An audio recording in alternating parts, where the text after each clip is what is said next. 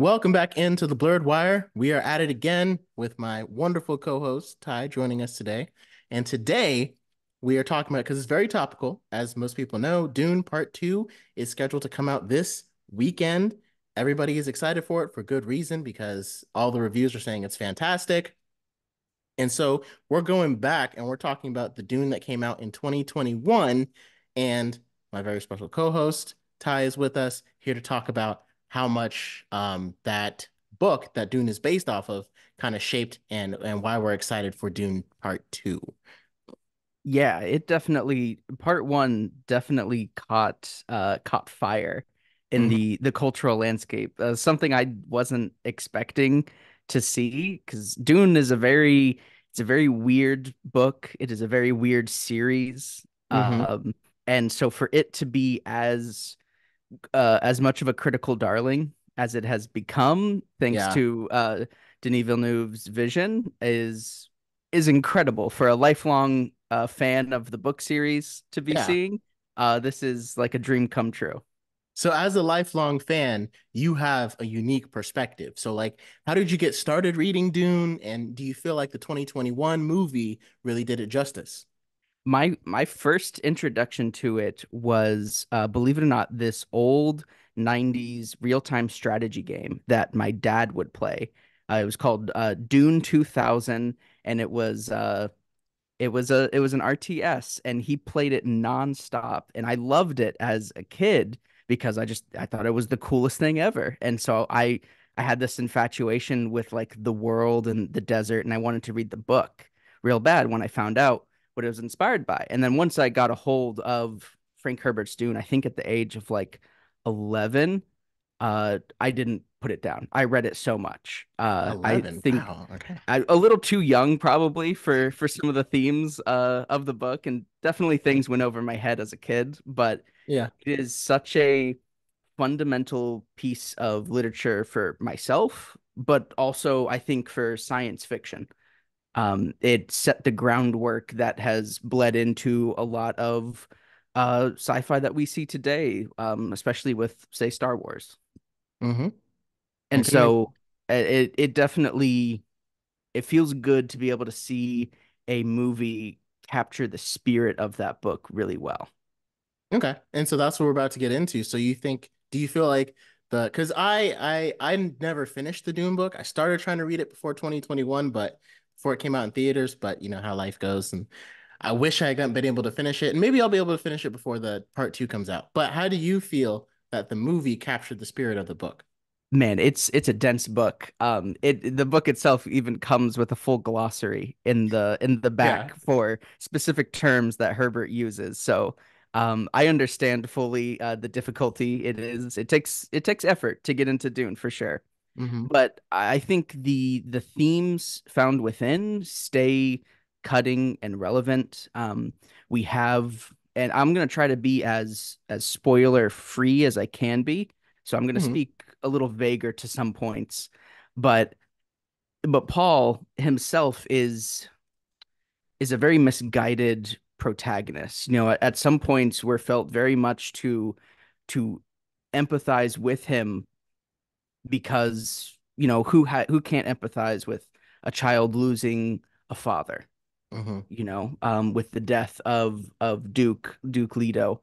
but but at the same time it's where he goes from that point, and it's Frank Herbert's uh him going into these topics of systemic oppression and how that plays out. And I feel like that's something that Denis really captured. And it's something I watched it again last night. I really like where he ended part one, because Hmm. the ending of part one is kind of, for Paul, it's this full circle. It starts with this dream that he keeps having of Arrakis and of Chani.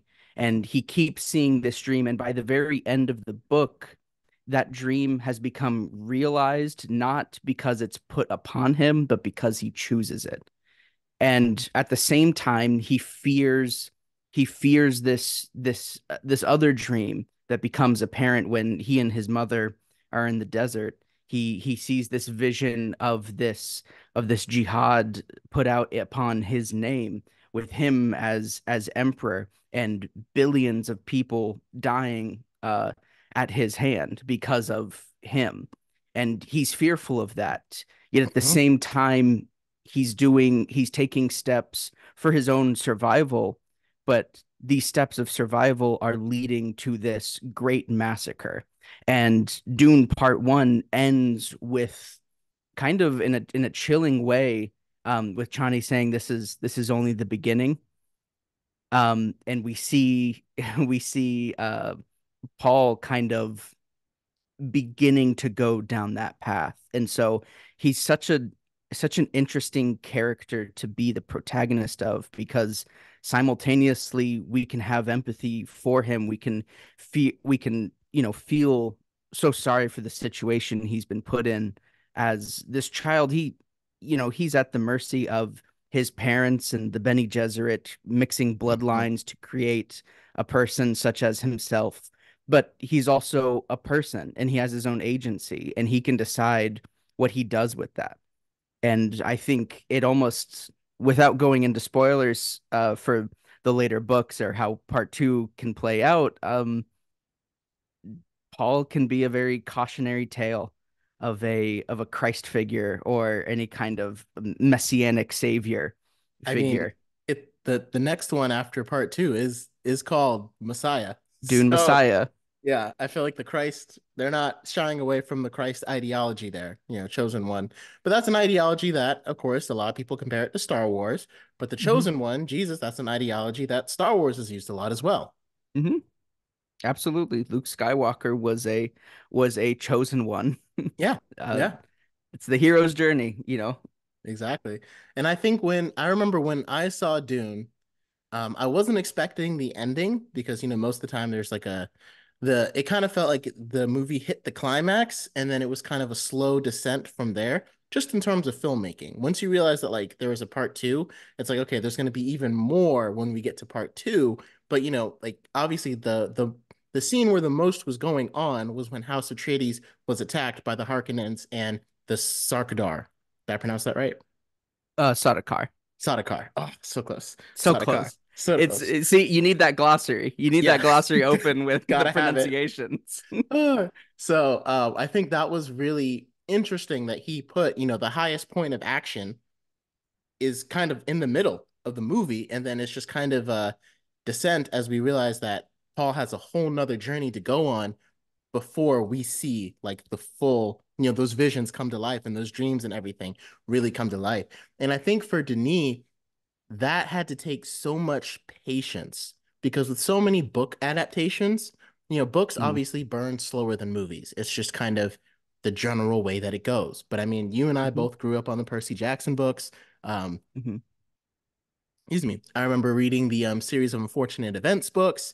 And a mhm. lot of those film adaptations didn't do it justice because the filmmaker was trying really hard to go ahead and get to the point, get to the climax, get to the exciting part and kind of left out all of the depth in the building. So I think for Denis to Sure. decide, like, you know what, this is going to be a two-parter.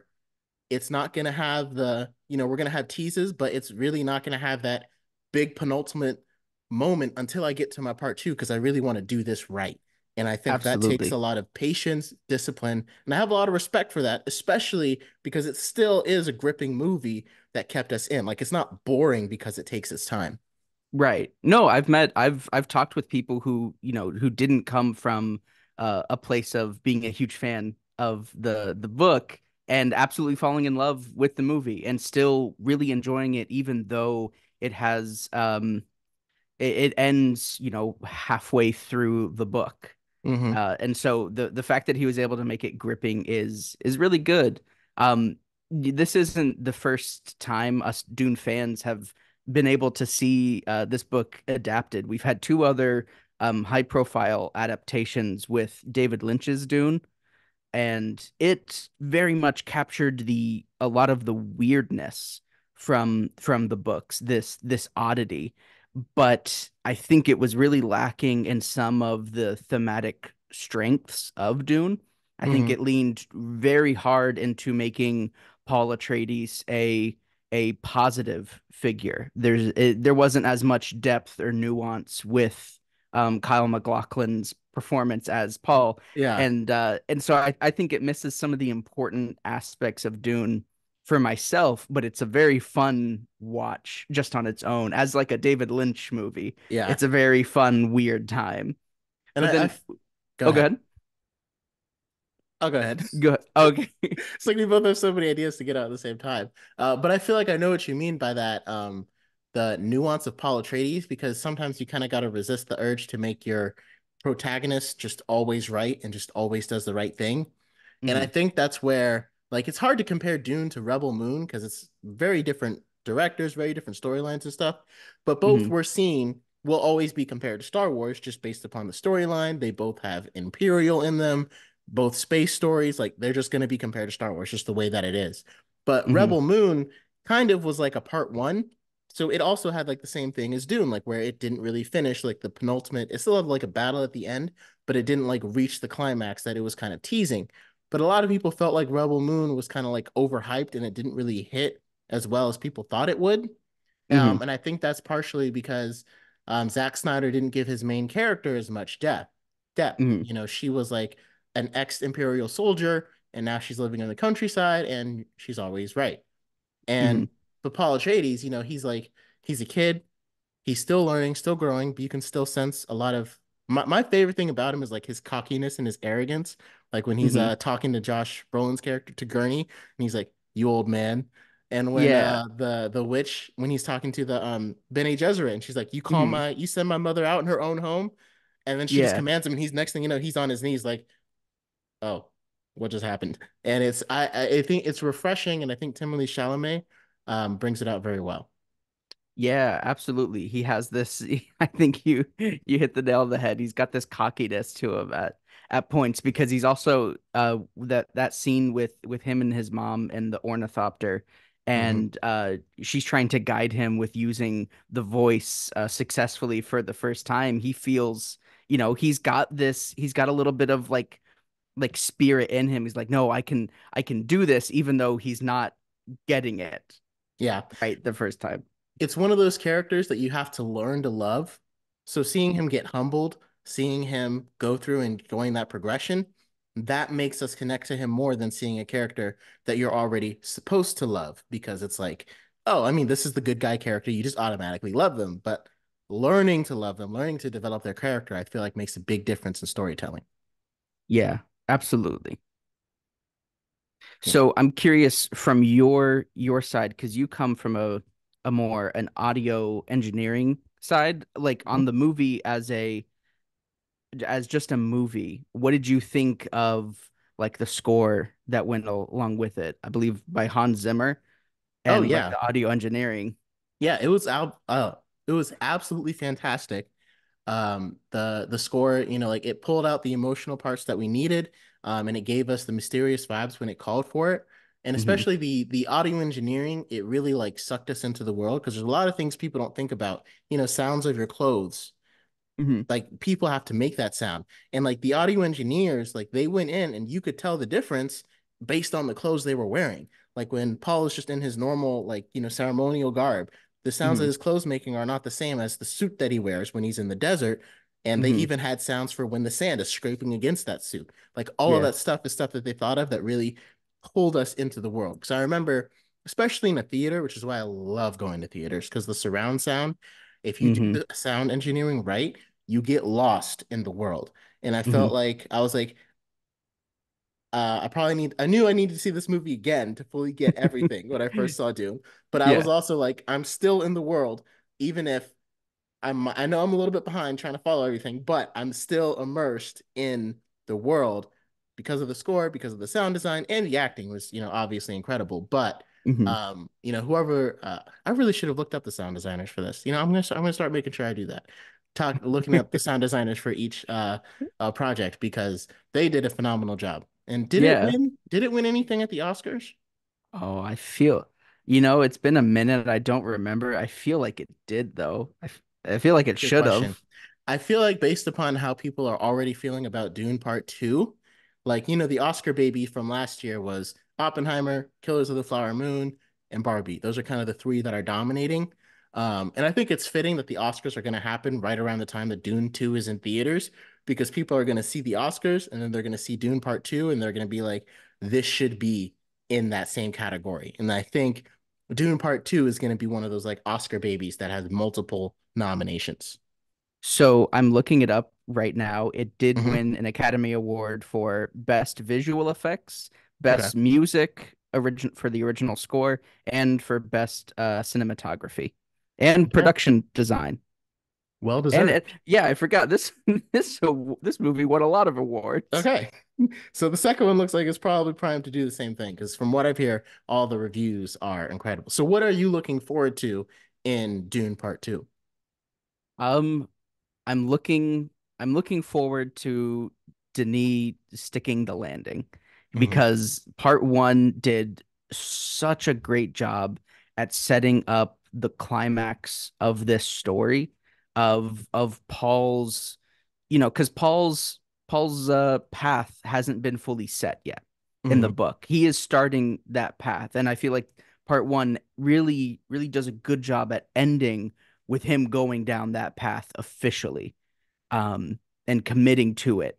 But he hasn't yet burned the option to go back, and I'm very curious to see how he sticks this second half, this time skip. There's a weird 3-year-old child who has the mental faculties of a full-grown adult um in the second half of the book and in part two. And I have no idea if Denis is gonna change that or put that in, but I can't wait to see some CGI'd 3-year-old on screen.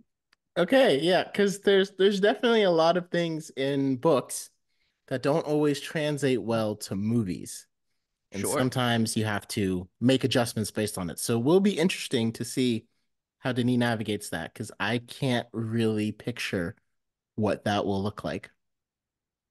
Yeah, if you it was in the thankfully David Lynch didn't take it out um of his adaptation. So if you want to see Uh-huh. some weirdness with a toddler thinking and acting like a full-grown adult, go ahead and watch David Lynch's Dune. Okay. Sounds like I have some homework to do. Yeah. But how about you? What are you most excited for part two?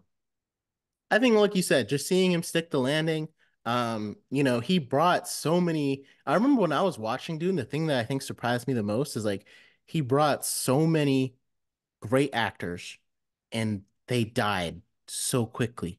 And it was Hmm. like, wow, because, like sometimes when you have a really good actor in a film, you almost know, okay, they're not going to die. Like when they're not really in any real danger because they're a star. They're the star of the movie.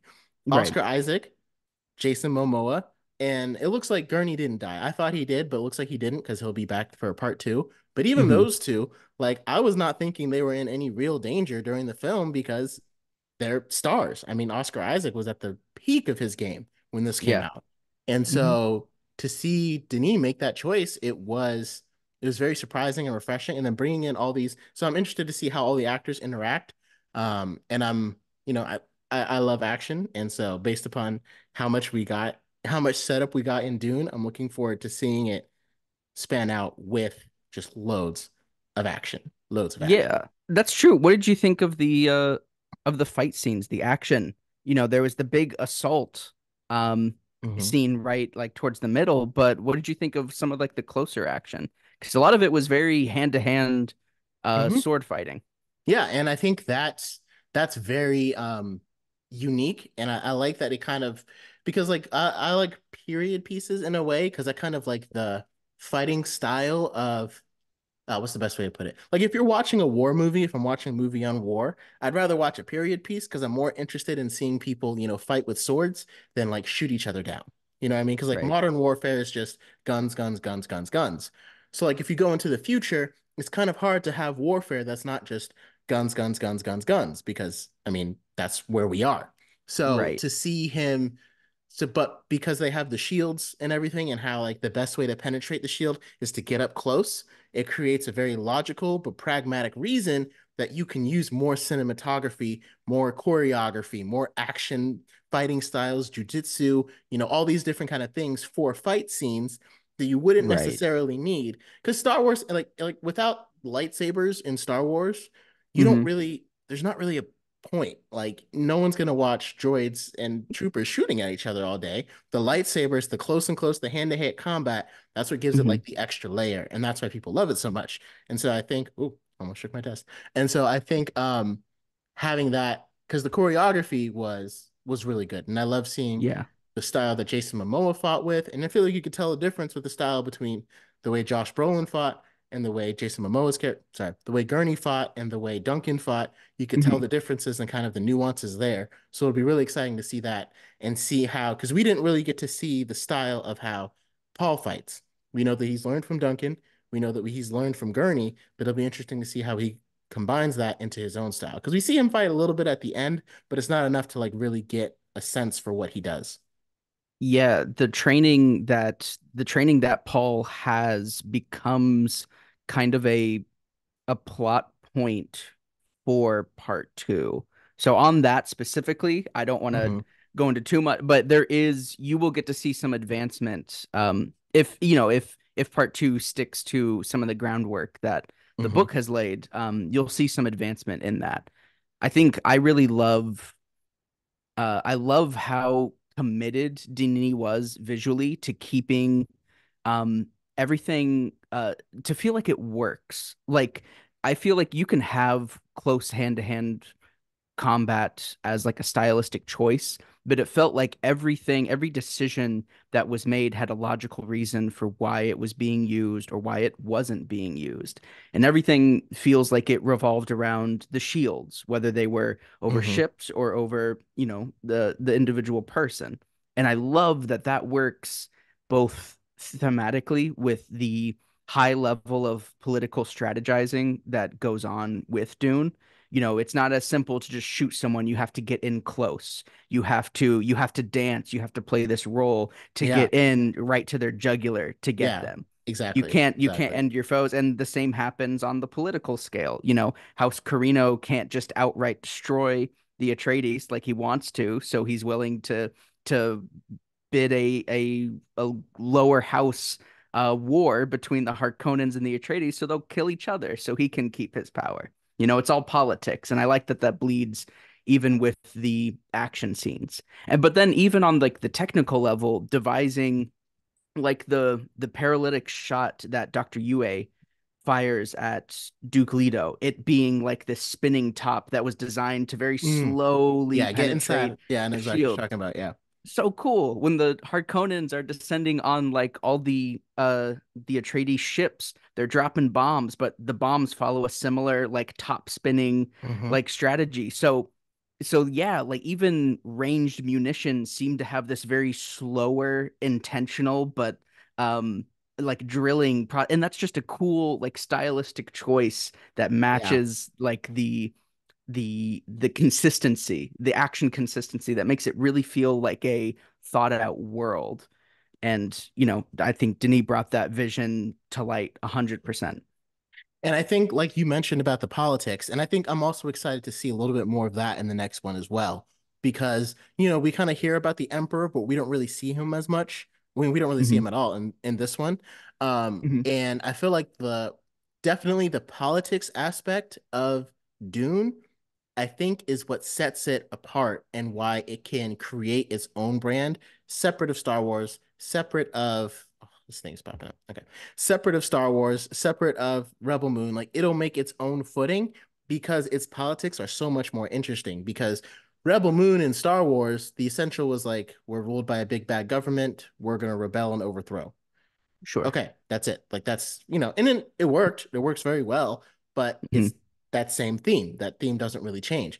But seeing it come into this one, you have a house that's actually benevolent, like, a part of the government that's actually, not like a terrorist in House Atreides, but he still comes from privilege, wealth, all of these things because he's the Duke of a house. And his goal is to make an alliance with these people, the Fremen, to become stronger than ever. Something that the Harkonnens are just like, what? No, you just lord over them, you oppress them so you can keep them in their place. And it was interesting seeing how like, the emperor can't just go kill him, because of the whispers and people thinking like, oh, he could replace the emperor because he wasn't necessarily the emperor's enemy until the emperor was like, I think this guy's going to come for my spot, so now I'm going to go destroy him. You know what I mean? It wasn't like based upon what the emperor was doing, is based upon rumors surrounding him.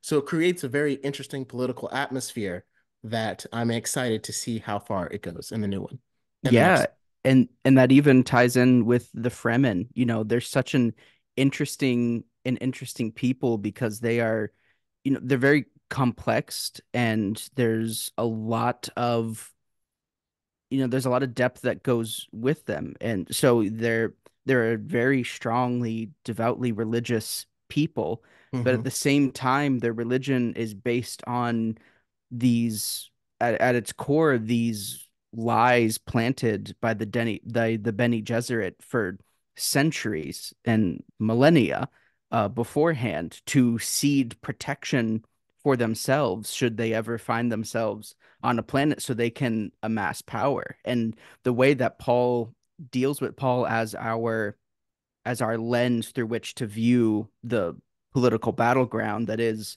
this world, he has a very interesting decision that he will get to make, that he'll have to make as a character, whether to view them as this people that have been oppressed or as this militaristic force that he can use. Is he going to be like the Bene Gesserit and use them as a tool as the Bene Gesserit tried to make them, or will he view them as people that they are and try to try to assist in whatever ability possible, or is he even able to? Is his presence Yeah. there itself very manipulating?